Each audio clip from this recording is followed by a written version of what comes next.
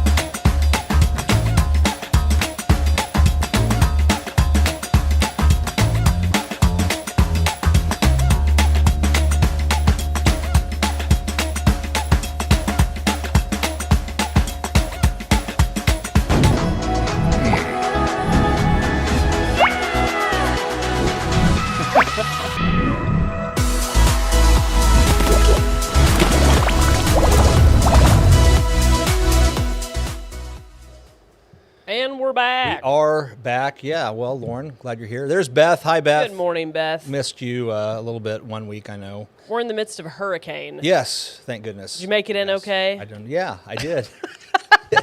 It's weathered the storm. You know, I got to thinking, I'm very discombobulated being on vacation last week, and I got to thinking, as I was driving here, I was like, I should have had a hurricane party tonight. Well, yeah. Duh, that would have made sense. Well, I have Just lump that on. I have a meeting to go to tonight anyway. No hurricane I party had a meeting then. last night, got a meeting tonight.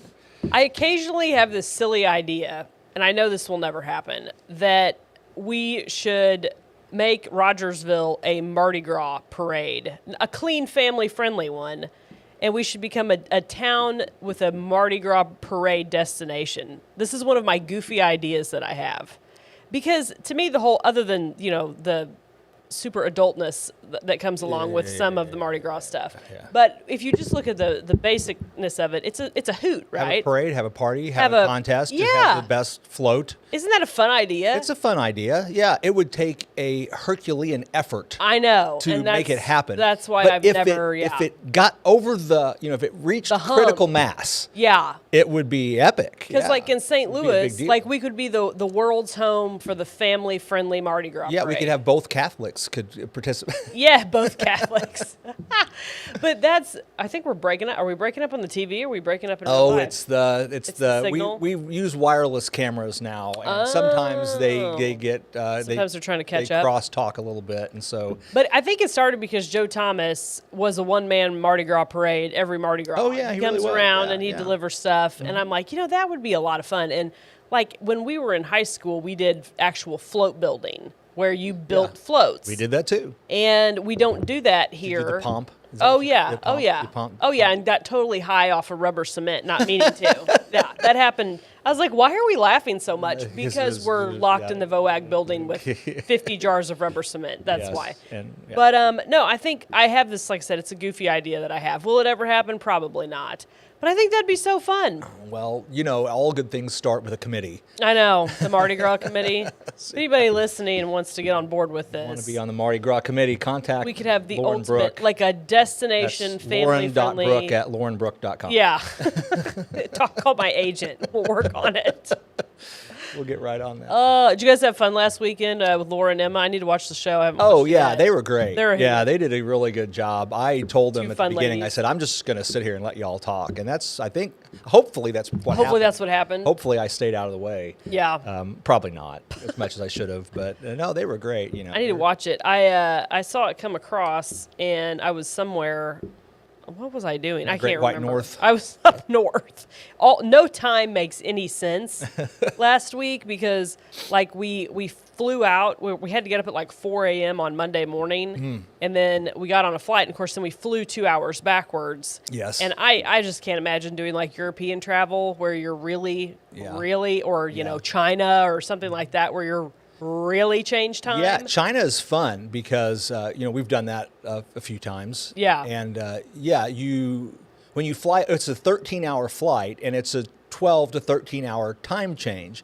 And so you fly over there. Weird. It's like you leave on Friday and you get there on Sunday. But literally coming back is the interesting thing because I have gotten into Chicago an hour before I left Beijing. Weird. Because you're flying the other way. So you leave like at 4 o'clock on Saturday afternoon and you land in Chicago at 3 o'clock on Saturday afternoon. Yeah, it's weird. It's weird. It's real weird. Okay, speaking of mind-blowing things, changing subject. I saw a video last night, and the whole thing was like, tell me something that's weird that shouldn't be weird.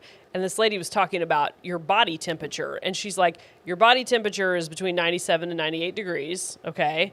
98.6, But you don't feel hot all the time. No. But if you go outside and it's 98 degrees, you feel hot. Oh, my goodness, yes. If you go outside and you feel 70 degrees, you feel good. Yes. If your body's 70 degrees, you die. Yes. If you drink something that's like 98 degrees, it's not that hot. No. If you drink something that's 140, that's okay. But if you're 140, you die. You die, yeah. Isn't that weird? And That I've is. never thought Wow. about that. Yeah. I was like, that's mind-blowing. That's fascinating. You know, I was considering the other day, like, what is, and I meant to Google it and I didn't, but what is the temperature of bath water? I don't know. I don't know either. I don't have any idea. I know that like yeast develops at like 110 because I like check that when I'm making bread and stuff. Yeah. Like, or ideally develops. So at I would think I would 110. want my bath water to be under 110 because I wouldn't want any yeast developed. Well, I know. That was an unrelated thought that made things weird, but classic Lauren. But Yeah, thanks for that. my yeast bath. Well, but no, I don't know what temperature bath water is. I'm guessing it's probably in the 110 to 120 degrees. Well, would it's be one my of guess. those weird thoughts, and it has a little bit to do with, we're working on the house and some stuff. But I thought, wouldn't it be cool if, I was thinking about, like you get in the shower, you get in the bath, you like turn on the hot water, you turn on the cold water, you kind of adjust it, you get what you want. Yeah. Why can't you just go, I want 113 degree water? Bath, that's my tip. It's like your sleep number or whatever. Yeah. That's your bath number. Yeah, boop. And, it's got a little tank or whatever, and it brings the water in, and it puts it at the temperature. I bet that exists out there. You would think. In fancy places. You would think. Extra fancy. Somebody surely has thought of Somebody's that. Somebody's doing that. Yeah. Although I've thought that before, and it's not been true. And then I sit on it, and then somebody else thinks of it after me. And you're like, dang it. Dang it. That was mine. I had Your that. temperature-controlled bath water. iPad is one of those. I thought of the iPad in 2002. Yeah. I wish you would have jumped on that. I Will. should have jumped all over that. Of course, then we may have not been doing K-Raj, but which, what's more important, a billion-dollar industry or K-Raj? No, Probably K-Raj. because I had one of those basketball lampshade looking Macs. Yeah. Yes, and I thought, know what you're talking about. wouldn't it be cool if I could just take the screen with me and do my stuff do and then bidding. bring it back and go thunk, and stick it back on the stand, and that was my computer. Yeah. And that was my thought, and I should have done Who something invented about the it. iPad? Oh, probably Steve Jobs. I was or gonna somebody say, was like that a- It's an Apple gig. Yeah. I don't know. I mean, they came up with the smartphone, the iPhone. Yeah, I mean, knew maybe that. not the smartphone because They there were- developed the iPhone in like 08, I think it was. I'm sure it was being developed before that, Yeah. but I think it launched in 08. You could look, but before that, you had your Palm Pilot, your Yes. personal digital assistant stuff, and there were phone makers like Kyocera and some others that had paired like a Palm Pilot with a phone, and I had one of those devices for a time before the smartphones came out. And then you had the BlackBerry. Remember? I remember the Everybody was BlackBerry. all about the BlackBerry. The BlackBerry. The only thing I liked on the BlackBerry was playing Snake on it, or not Snake. That ping pong game. What is that? Pong. Pong. Is that it? Yeah, it's okay. called Pong. I like that. I had a friend that hung on to his BlackBerry far Forever. longer than a rational person should have. He's Yeah. just like, I'm a BlackBerry guy. I'm like, They're dead, Dave. I think you need to let them go, Dave. You're going to have to let it go, Dave. I wonder what Dave's holding on to now. I don't know. I could. He's using a Motorola Razr. Yeah. I would love to have a Motorola. You know what? They were great phones. That's interesting that you sort of mentioned that because our youngest son, Jack, he's on mission now. Oh, cool. Of course, in Branson. Yeah. So with crew, so it's a cool deal. Yeah. They get college guys and gals, I guess, maybe just guys, I don't know.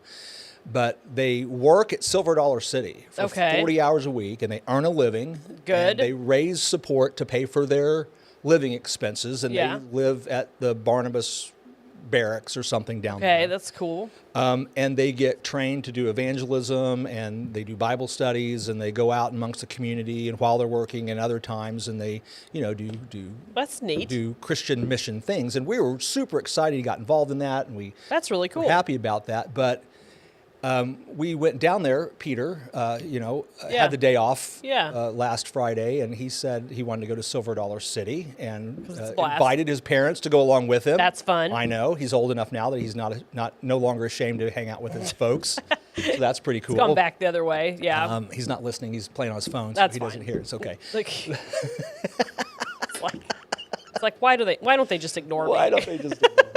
But... So we went down there and we were texting Jack because we know he works at the Hugo's Philly cheesesteak stand down there so by cheesesteak man by the saloon show. So if you're down by the saloon area. show at Silver Dollar City and you go to Hugo's to get a cheesesteak, you just might run into Jack down there.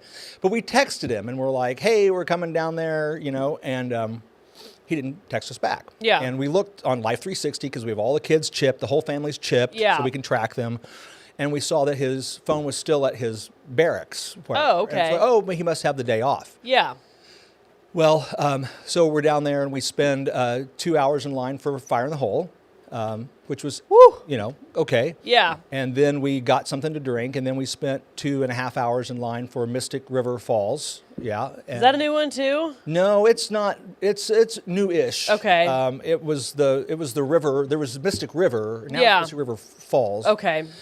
And so really, we spent 5 hours standing in line, rode 2 rides, got something to drink at 8. That's why I haven't been to Silver Dollar City. It's not my cup of tea right now with the lines. Well, we have the season passes, so we don't really mind doing those things. Those were 2 things Peter wanted to do, we wanted to do. We got them out of the way. We did that.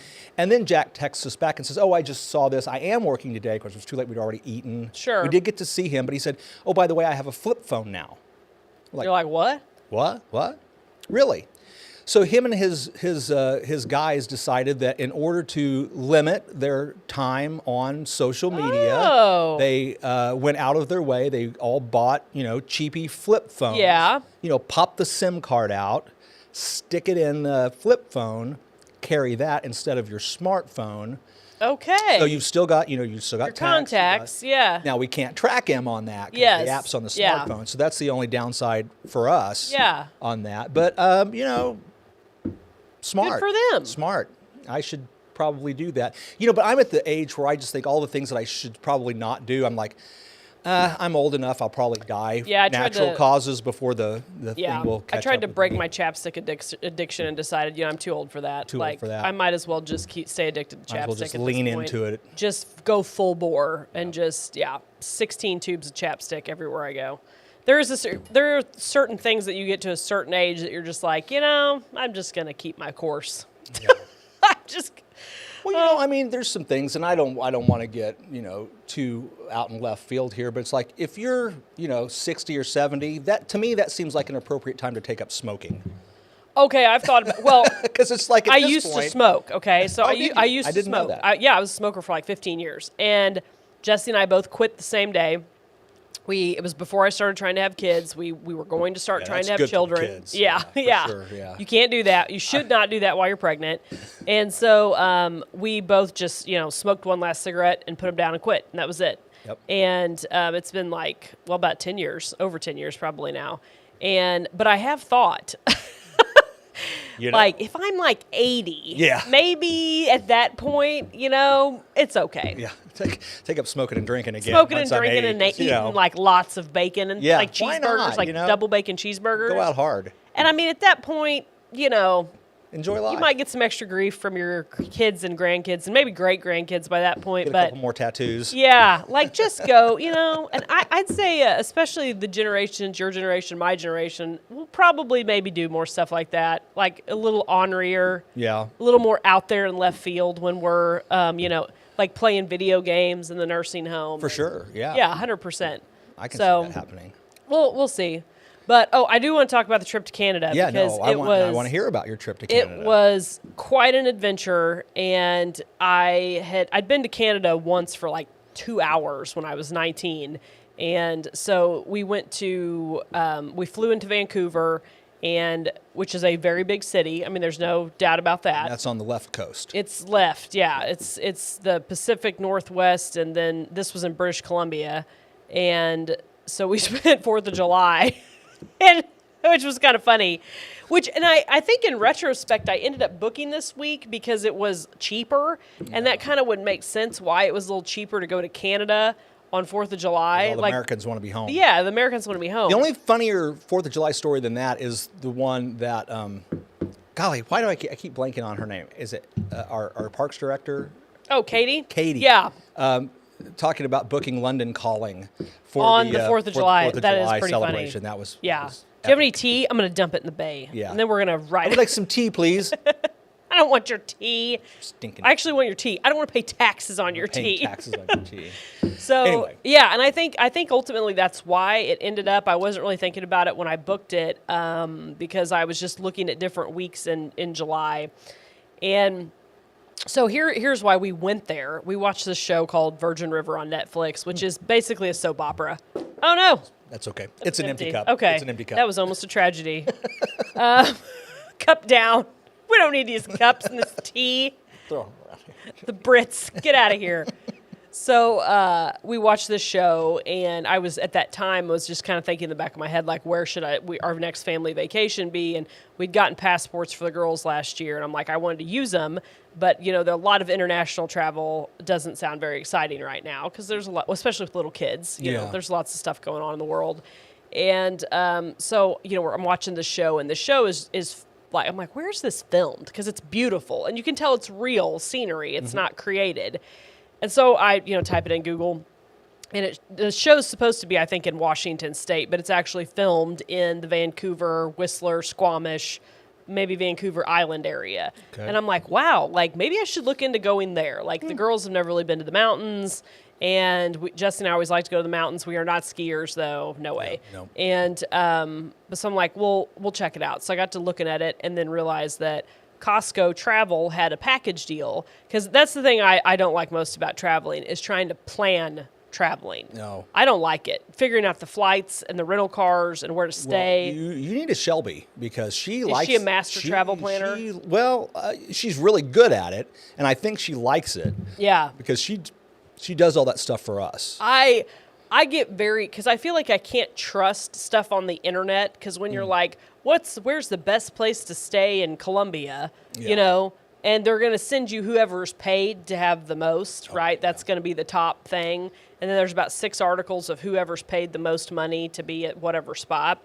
I feel like anyway, and maybe I'm wrong on that, but I felt like, okay, Costco has this travel package. It's got like flights, rental car, hotel, just all figured out for you. And I'm like, and if it's doing on Costco Travel, there was only 2 hotel options there in Whistler. I was like, it's probably going to be a good place to stay. Okay. Because I wouldn't think that they'd just be like, oh, we're going to put our Costco members in a dump. Right. And make them real happy, So it was an incredible vacation. Wow. It was probably the best, smoothest family vacation that I've been on. We have this great, when we've talked about this before on the Waffle, like you finally plan a vacation and you get sick, like your body lets down. I did have a brief bout with food poisoning, which sucked, but yeah, it does. Other than that, everybody was very healthy and felt great the entire trip, which I think that's the first time that's happened. Nice. And of course I've been taking kids, during the COVID years, and everybody would get COVID every time we'd go somewhere. Why not? So, or something. So that area, so we flew into Vancouver, and then you drive what's called the Sea to Sky Highway that literally takes you from the sea to the sky, ocean to the mountains or whatever. I don't know if it's an ocean or a bay or whatever it is. Just don't say river to the sea. Yeah. Continue. And they take you up, or it takes you into the mountain area, and this is where they had the 2010 Olympics, where it was in Vancouver and Whistler. Yeah. And you get out there and you're like, this is one of the most beautiful places in the world, probably. Wow. Like, you're just like, wow. And I've been to Seattle before, and it was very pretty. The scenery, the city itself is very Seattle. And we also got super lucky with weather. It was like 70 and 80 degrees and sunny, and there's a lot of rain up there. But it was incredible. And Canada is very different than the U.S. in a lot of ways, and especially this part of Canada has a lot of Australian people from England. We had a waitress that was from Ireland. It draws a crowd all over the world because Whistler is a top ski mountain biking destination in the world.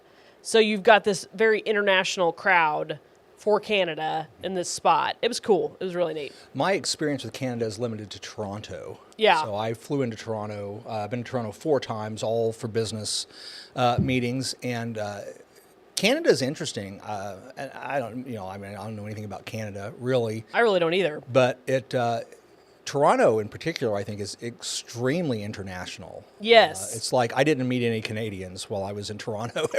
Nobody was from Canada. Yeah, it is. Everybody was from somewhere else. And I think Vancouver has the largest Chinese population in North America, I think. Really? I think that's right. I can't remember the number for San Francisco's got a big chunk. Yeah, I think it's I can't remember what it was, but it was a huge number. And there's a whole, in fact, we were going to try to go eat at a dim sum place there, because Richmond is in Vancouver, which is very, I guess, where a lot of the Chinese population is. But when you got there, you got the vibe this is a really big city. I probably shouldn't just willy-nilly go around doing things here, especially with a car full of luggage, because we don't really know where are safe areas and where are not, because it's obviously very big. You get there and you're like, this is a huge city. I don't know what the numbers are. Yeah. But there's just tons of, high rises that are obviously apartments. And so you just have a highly concentrated population. And I'm sure for the most part, it's a very safe place, I would think. How did the girls like the plastic money? We didn't even get any money. I meant to get some, but we didn't get any because I just ended up using my credit card. Okay, yeah. And that was the cool thing, because the exchange rate works in your favor. So you'd get your restaurant bill, because, everything's expensive, especially in traveling, and it would go down about 25% when you looked at your credit card notification. So that was cool. Yep. And you felt like, I'm getting the American coupon on everything. American dollars. Yeah. That is what really interesting about travel, international travel now, is wherever we've been within the last, 10 years, I'd say, the credit card, debit card that you use here works just dandy in China or France or Dubai or wherever we've been. It's just, okay, no problem. Yeah, that's pretty wonderful. I'm not going to lie. It is. It's a little weird. I don't know why I think it's weird. I'm just old, I guess. But I don't know. Beth says Montreal has beautiful architecture. Oh, I'll bet. It was in Whistler Village, which is where a lot of the Olympic stuff happened. And of course, the skiing was done on the Blackcomb and Whistler Mountain. You can tell it's a master planned village.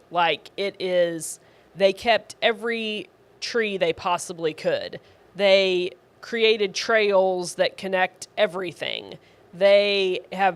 There's no wasted space, because this is all there's not much flat area there. So anything they're building is hard to build, right? You're dealing with mountain terrain, rivers.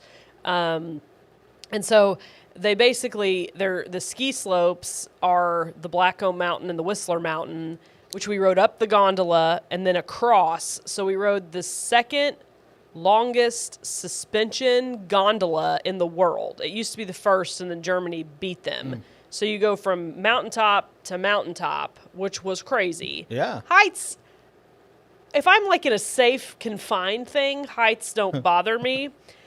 If I'm standing at the edge of a mountain, I get a little But we got to the Whistler Peak, and you could ride the traditional ski lift, not a gondola, like the metal seat with a bar that doesn't lock up to the West Ridge. Not going to lie. It took everything. Of course, I've got the girls with us, Jesse and Clara, they're fine. Be strong. Yeah.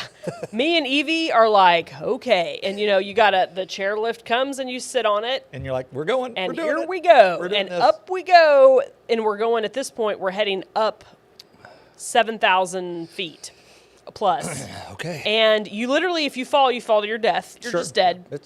And that's it. Which is nice because there's really no decisions to make. No. Yeah. The decision is to sit on your butt with your back glued to the back of the chair and not try to crawl out of your skin, which is what I felt like I wanted to do. Yeah. And then we got up, and so we're on this West Ridge, and it's a snow-covered mountain. It's rocks. We're in the clouds. Beautiful. It's beautiful. Yeah. It's amazing. We then took a suspension bridge. We walked, that swayed, and I also, again, wanted to crawl out of my skin. Yeah. And Jesse's like, do you want to hike around more? And I'm like, I think I need to get down. And then at that point, I realized I have to go down. Yeah, I have to go down. Down the same way. The same way. Ooh, yeah. Fun. And I think they'd have a zip line for you or something. Oh, my. Holy crap. No. I mean, I'm an adventurous person, but I have a limit. And Sure. that was darn near my limit. My similar experience would be actually at the Great Wall of China, which is in the mountainous regions of China. Yeah. That's kind of the point. And ski lift to get up there. And, I am not a big government guy. I'm like, I don't like government overreach. I don't like regulations interfering with business. But I got to tell you, when you're getting on a ski lift, you're kind of like, I think I could use some government oversight. I hope we've been through some rigid safety inspections. Because, in China, you're like, probably not. It's probably some guy just built this. Probably some guy. Which is so funny because in China, because you think they are just so totalitarian, trying to control everything. Yeah. But because they are trying to control everything, and because there are so many people, they can control nothing. Yeah, it's chaos. Nothing. Yeah. It is utter chaos because sure. they can't. How could you? It's this facade that they're controlling everything. Yes. But so much just is beyond the reach, and including things like that. Yeah. Those are the things they don't care about. What they really care about is like the political dissidents. Yes. That's where they're really paying attention. Yeah. They're not paying attention. About a ski lift. Ski lift, they don't care. A couple hundred people died. Ski lift or like a, sketchy restaurant in an alley. $1 million more than that in the potato famine. They're like, we don't care. If we lose an American tourist on a ski lift, bah. But who most of the people, the nationality of the most people visiting the Great Wall of China, of course, is Chinese. Yeah. It's a tourist destination for them, too. Yeah. So most of the people you run into at the Great Wall of China are Chinese. Chinese. Yeah. One of the funniest things that ever happened to me in international travel was first time we were at the Great Wall of China. We were there, and we bumped into some non-Chinese looking folks and kind of popped up a conversation with them and found out they were from Germany. Yeah. And we were chatting with them just a little bit. We were saying bye. So, we had a wall too, but it was bad. We took it down. And I'm like, oh, good one. Good one. Good one. Yeah. Sense of humor. Yeah. When Germans bringing it in China. That's when you're talking about, we were like a tour guide said this used to be the longest, and then Germany did it, and someone was like, of course Germany did it. Somebody just mouthed that. One of the funnest moments on the trip was we got up to the Blackcomb Peak, and people were taking pictures, and there's this family of 4 like us, and the kids were a little younger. And like I said, I knew going into it that there'd be a lot of Australian people there. And, of course, we watched the show Bluey, which is an Australian... Bluey. An Australian dog of blue heelers. Yeah. It's an amazing show. And it's heartwarming and awesome and not woke, and it's great. And I've seen one episode. It's a special show. And so there's this family of 4, and I'm like, I'm terrible about getting family pictures. Terrible. And so I was like, hey, will you take our picture for us? And the guy's like, oh, yeah, right. I'm like, oh, he's Australian, yes. So this is amazing. I hand him the camera. He's like, hey, you want to be more scenery or more you? And I'm like, just whatever you want to do, man, because I'm trying not to bust out laughing. Give it to us Australian style. And he goes, and so he takes the picture, and I hand it back to him. He goes, hey, you want to return the favor? And I'm doing a terrible job here. And I'm like, well, yeah. And he goes, hey, rat bags, come on, let's take a picture. Rat bags. He calls his kids rat bags. Okay. And I was like, this is the best thing I've ever witnessed in my whole life. Yeah. Hey, you rat bags. Come on, let's get a picture. These American blokes are going to take it. I don't know if they say bloke in I don't Australia. no idea, It's but a British thing. I understand. I was laughing. Oh, what's up, Shauna? Hey, it's like, what's up? It was hilarious, and so it's like I've taken everything in my power not to call my kids rat bags since we got back from the trip. It was amazing. I understand that international travel is a privilege. You know, it really is. It really yeah. is. But on the flip side, I would say, golly, if you can, oh my gosh, should travel internationally. Even Canada, great. Europe, great. Asia, great. And the thing is, it depends on where you go. Yes. The flight is usually the most expensive part. Yeah. And that's what has, I always thought international travel, I don't want to spend the money. I mean, I love to travel, but, I just don't. And then you get to thinking about it and you look at it like we're planning to go to Buenos Aires in Argentina next year. And the flights are a pretty good chunk. Yeah. But we're staying 8 nights, $300. That's crazy. The hotel, reasonable. the entire hotel bill is $300. And you could spend that. I mean, we would spend that for 2 nights. Yes. Anywhere that you'd want to stay. Yeah. 2 nights, maybe 1 night, depending on where you're at. Easily could be one night. Could be 1 night. And we're in an Airbnb. We've got, a flat, we've got, living area, space, TV, whole thing down there, 8 nights for $300 and some odd bucks. Yeah. I mean, in Argentina. And then usually, you can spend whatever you want to spend on food. Yes. But you can control it. So if you can get there, most places. Yeah. It's once you're there, it's a really almost cheaper than being in the U.S. Yeah. Now, there's some exceptions. I think like Tokyo. Yeah, and like Whistler's an expensive place to stay. It's about the same as a similar, because let's say it's like a higher end tourist destination because it's skiing. Because I mean it takes money to ski. Like the skiing passes are outrageously priced. Like thousands of dollars are your skiing passes, apparently. So I mean, if that's why I don't know why there's so many international people there, and it's kind of like the whole place is being ran by like the mob, active 20. Well, I guess Vail Resorts owns at least one of the mountain situations. I don't know if they own the mountain, but they own the Colorado's franchised up there. Okay. So it's a pricey place to go, but again, like you can control where you eat and the food costs. So our room was expensive, but there's a lot of countries where it is very reasonable. China, I wouldn't recommend going to China now. Yeah. But when we went, super cheap, super fun, great food.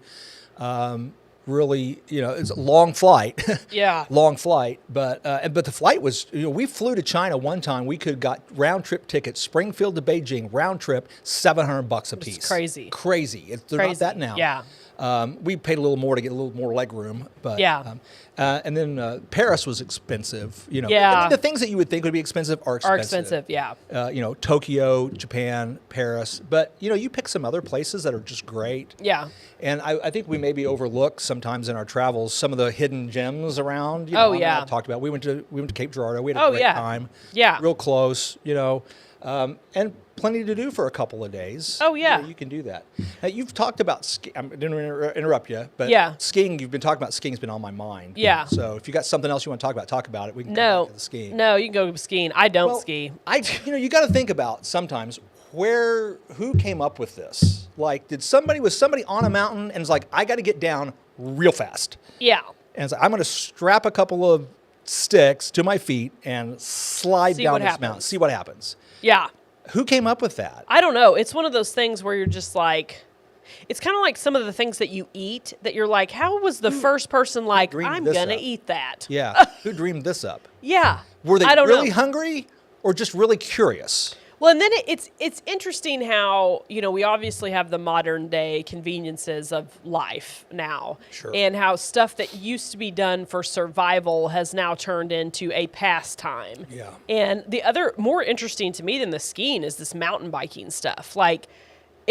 I'll show you the video after. Well, it's on my Facebook page. It's probably not a public post, but you can see it on my Facebook page. Just the hordes of mountain bikers. And they attach their mountain bike to the ski lift. Somehow they've adapted it to do that. And up they go. Yeah. And then down they come. And I mean, mountain biking is becoming a huge thing. And it's huge in this area too. When when I was in high school, my youth group, we took a trip to Breckenridge. Mm-hmm. And one day we all rented mountain bikes. And, 17-year-old Will had a great time mountain biking around Breckenridge. I thought, this is awesome. This was a lot of fun. I can do this. Well, 26-year-old Will remembered that. You wouldn't think that period of time would make that much of a difference, but it did. It did, yeah. I'm like, oh, no. This is like super work. sketchy. This is work. Yeah, it's like hard and dangerous. Like the mountain bikers are full, almost little suits of armor. It's kind of funny because they've got like these kind of chest pads, which I'm assuming are prevent them from breaking ribs and stuff if they hit their handlebars. But I mean, you're like doing jumps and hills and going around corners, and I mean, it's pretty crazy. Well, we weren't doing all of that. That's what this is. It's intense. It's like extreme mountain biking. We didn't do extreme. We biked for miles. Yeah. Now, granted, we did have one kid that near the end, fell off the bike and threw up. So, maybe not. It wasn't maybe for everybody. But I have never in my life been in great shape, except for when I was competing in Taekwondo. I was in pretty good shape back then, a decade ago or so. But I was not a high school athlete or anything. Yeah. I figured if I could survive, anybody could. But it is amazing the difference. And we did a lot of hiking. I'm not going to say these were intense hiking. They were more like trails with some up and some down. Yeah. And there was times when I'm like going uphill, I'm like, I'm not in shape. But, I'd get the groove and I'd be fine. Yep. We did they had this night hike experience that was really cool. Stuff like that, I never know if it's going to be cheesy, like the high tourist things, or if it's going to be cool. This was cool, where they basically did a story of two lost hikers, and you met at night. That's what I want to hear. Yeah, but it was fun. It was very sweet done. Like they basically got kind of chased off by a storm. It wasn't a horror hike. It wasn't a horror hike. It was a fun hike. And they basically lit up the woods. And I mean, it was cool. And then you'd get to different stations and a lot of steps up, a lot of steps down. And it's at night. Everything's lit up. Everything's to music. And they had those big screens that they would project their images on. Wow. And so you'd find the hikers and it was all set to music. And it was stinking neat. It was very magical. Nice. Very magical. And I really enjoyed that. It reminded me very much of something like you do at Silver Dollar City, except even like a higher level of kind of production because it's on side of a mountain. You can get higher than Silver Dollar City. Oh, yeah. And I guess it was Silver Dollar City level type stuff. Esque. But it wasn't quite as hokey as Silver Dollar City can be. All right, fine. We'll keep taking swings at SDC. Yeah. Well, as long as their lines are that long, I will take some swings at them. I feel like they need to do something for locals. Well, they have the Trailblazer. You can buy. I know, but I'm almost at a point of I'm about to ban Silver Dollar City. Just me. I'm not expecting the world to. It's gotten really expensive, and it's gotten very busy, and I don't know. I've gotten to a point where I'm like, it's something that I used to love that now I'm not so fond of. Yeah, I think you have to make a strategic decision. We love it. We have season passes and we take full advantage of them. And if you're local, I think that's the way to go because you want to pick your day. Yeah. So you're like, because you can stalk the weather and go, this looks like it's going to be bad weather. Yeah. It's going to scare people off. We're going to go. Yes. And you can say, well, we're just going to go for a couple hours and do this, and then we'll go back another day. And you can do that. But you have to be strategic about it. I wish they would do something for locals where there was like times of the year or week that the park was open for your season ticket holders or whatever only or something because it has gotten so big and so busy that it's a different deal than it used to be. And it's still fun and really cool. And the new rides are amazing. They are. But I mean, it is a busy place. I love their tasting passes. That's cool. Yeah. So, and that's one of the things that works for us at our age is I don't really go for the rides. I ride them, not ride them. It doesn't make or break the trip for me.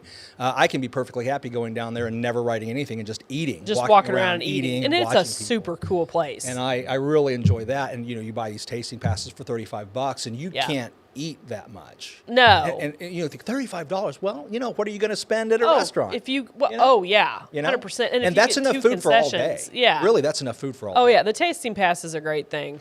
I will say, last couple minutes. Okay, noticeable differences in Canada. Interesting things. Okay, check the boxes. In this part of Canada, anyway. I don't know about the rest of Canada because it's gigantic. But so you're not getting plastic bags anywhere. Oh, okay. Not happening. Yep. There are recycling bins for different things everywhere. Paper bags, or you better bring your own. You better bring your own. BYO bag. BYO bag. There's like, you know, they're not willy-nilly. Here's what I learned. They're not. Did you bring your bag A? I had to buy a bag A. You had to buy a bag A? It's boot time. And they say process. That's fun. Process? Process instead of process. What is the process for bringing your own bag A? Yeah. It's a boot time. It's a boot time. Do you have any poutine? Yeah, poutine was great. The best poutine we had was at this like kind of roadside stand thing. There you go. It was really good. But they are not, you know, here in America, there's like, you know, here's 50 napkins and salt and pepper shakers and, you know, plastic straws, handful of crap, ketchup. Here's all this crap. Yep. They are way more environmentally conscious about excess. Like, there's no doubt about that. Like, there's not napkins everywhere. There is not salt and pepper shakers on tables. There's not, you know, it's paper straws, which are gross. I'd just rather not use. Disgusting. And I usually don't use straws because I just don't like them that much. There's recycling. Straws are for suckers, by the way. Yeah. Think about it. Think about it. Let that sink in. There's recycling bins everywhere, and there's like, you know, designated, like coffee cups. And in fact, in the airport, it was like, I was on a video screen next to the recycling thing, and it was telling me where to put things. That was kind of crazy. Yeah, it's like, because it's kind of like, no. Yeah, and I was like, I'm afraid. And you were on the video screen, like it was video in the recording you airport, in case you put something in the my wrong. face was blurred, and I don't think it was supposed to like designed to ticket me. I think it was designed to tell you publicly shame you or tell you what to put where. And I didn't, it was in an airport, so I didn't examine it a lot. Our hotel had a composting bin that was in with the normal trash, so you had your little thing for compost, because our room had a full kitchen. It was a small kitchen, but a full kitchen. And, yeah, it was very, like, there's a definite desire to reduce waste and increase recycling. And the most interesting thing, I went to look at like KY3 and Colorton's Facebook pages while I was, you know, just surfing on Facebook in downtime. They were blocked. They were blocked by the Canadian government. So I'm sure I could probably go to like ky3.com, but on Facebook, I could not see local news from the United States, which was interesting. It is interesting. It's very, and I, in fact, I even like, VPN it. I screenshotted that because, you know, I was being an admin on Rogersville Residence. There were a couple of posts that Canadians know what them Americans are up to. It was pretty interesting. And I think that was mainly a Facebook thing. Like I said, I don't think the internet was blocked. Fascinating. But it was on Facebook. But you know, you travel internationally. Yeah. You sometimes realize there's some things that we don't see here too. Yeah. You get out of the country. You get to see that. Did you check those those recycling bins? Because I was at a recycling place one time. I'm going to try to demonstrate this. Yeah. It was like, this is trash, this is recycling, and we went to the same bin. Yeah. And it was the exact same thing. It was divided on top, but it's the same bag underneath. I do believe these were separate. Yeah. And like, that's all one a of a lot of people will say that. Like, I use the recycling bin because City of Rogersville is part of your group with your trash. You get a recycling bin. And I'm pretty conscious about what I throw in there. I try to make sure it's stuff that actually can be recycled. Because, I mean, if you can recycle something, why not? Why not? Yeah. But there is a lot of cases where a lot of that stuff you're putting in recycling is just ending up in the trash. Yeah, there's no doubt about that. Sure. And I wish we were all a little more honest about how that works, because I think people would become better at recycling if we really trusted it, but we don't trust it. Right. And I mean, it's like, you can't put pizza boxes in recycling because they have grease on them. And a lot of people don't know that. Like, they're not going to get, my understanding is they're not going to get recycled because they're greasy, and it really needs to be ungreased cardboard. Ungreased cardboard only. So I think that's one of those things that if the whole system was a little more honest about it, people would trust it more. And then you get, I mean, it's all one globe, and you know, the thing that we know is because we just know it because it's evident, is that you've got all these countries that come together and say, we're going to sign and we're going to make all these agreements that we're going to limit all of this stuff. And we sign it and Germany signs it and Russia signs it and China signs it and Iran signs it. And we abide by it and we tax ourselves to death. And they go, yeah, we're not doing that. We're not doing that. We're not doing that. No. They sign it and they just ignore it. And we kill ourselves over it. And they just think it's funny. Well, I mean, I think that, I hate to say I'm an environmentalist. I think I'm a conscious person about my footprint because I don't like waste. I don't like waste. I want to be a good steward of the earth that God has created for us. Absolutely. Yeah. That's where I'm at.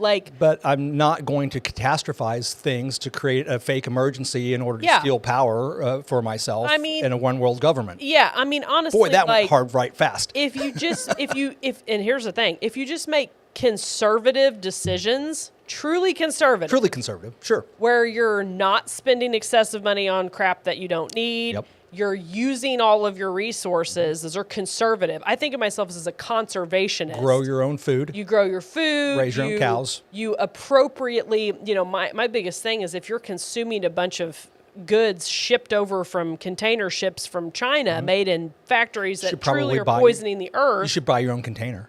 Yeah, shop local. These are the things that you can do to actually lower your footprint, not, I'm going to eat vegan cheese to lower my footprint when it's highly processed in a factory who knows where. We are super addicted to convenience. Convenience 100%.